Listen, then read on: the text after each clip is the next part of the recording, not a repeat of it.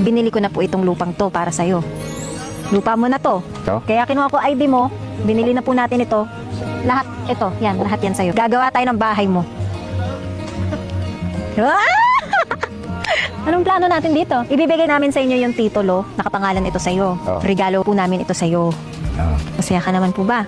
Masaya naman. May lupa ka na! Iba ka na! Ako bahala sa'yo. Sabihin mo sa akin kailangan natin para makagawa tayo ng bahay mo dyan. Tapos lalagay pa tayo marami pang hayop. Mga alaga muna natin yan. Tapos magtatanim tayo dito. Pwede.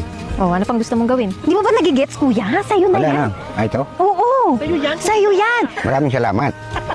Saan tayo magtatayo ng bahay? Doon, sa may gilid ng kalsada. Doon ang bahay mo. Oo. Pero kukuha tayo ng mga tutulong sa'yo, hindi pwedeng ikaw nang gagawa. Oo. Kailangan pa, boss-boss ka na lang, foreman, ganun, ha? Dadamihan pa natin yan. Kambing, baka, anong gusto mong hayop pa? Palaka? Baka. Baka. Ayaw mo palaka?